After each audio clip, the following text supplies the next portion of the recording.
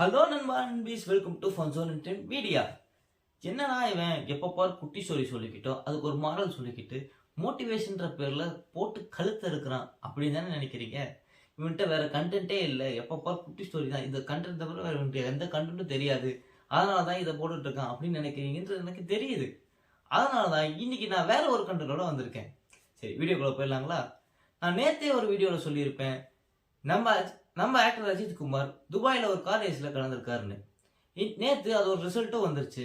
அவர் 7th place பிடிச்சி main ஈவெண்ட்டுக்கு qualify ஆகிட்டாரு. அது மட்டும் இல்லை, அவருக்கும் ஃபர்ஸ்ட் பிளேஸ் வின் பண்ணவருக்கும் வெறும் 1.5 செகண்ட் தான் வித்தியாசம். ஸோ நம்ம ஆக்டர் அஜித் குமார் சினிமா இண்டஸ்ட்ரியில் மட்டும் தலை இல்லை, கார் ரேஸ்லேயும் நான் தலை தான் அப்படின்றத ப்ரூவ் பண்ணிட்டாரு. பட் இது ஒரு பக்கம் ஃபேன்ஸுக்கு சந்தோஷமான விஷயமா இருந்தாலும், அவர் சொன்ன ஒரு விஷயம் ஃபேன்ஸுக்கு மட்டும் இல்லாமல் சினிமா ஃபேன்ஸுக்கும் கொஞ்சம் வருத்தமான விஷயமா தான் இருக்கு. அப்படி அவர் என்ன சொல்லியிருக்காருன்னா, அடுத்த 9 மாதம் எந்த படம் நடிக்க போகிறது இல்லைனோ, எந்த படத்துலையும் கமிட் ஆக போகிறது இல்லைனோ முடிவு பண்ணியிருக்காராம்.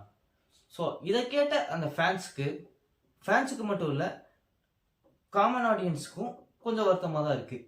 ஏன்னா ஆல்ரெடி அவரோட நண்பர் தளபதி விஜயும் அவரோட கெரியரோட பீக்கில் இருக்கும்போது அவரோட கெரியரை குவிட் பண்ணிட்டு தமிழக வெற்றி கழகம்னு ஒரு கட்சி ஸ்டார்ட் பண்ணி தமிழக மக்களுக்காக அவர் சர்வீஸ் பண்ணலான்னு முடிவு பண்ணியிருக்காரு.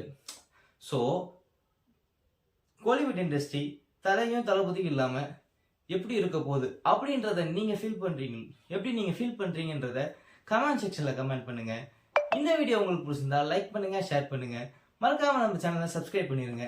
அடுத்த வீடியோவில் உங்களை சந்திக்கிறேன். அது வரைக்கும் டாடா பை பை சொல்லிக்கிறது நான் உங்கள் பாலா. இது நம்ம ஃபன்சோன் என்டர்டைன்மெண்ட் மீடியா. பாய்.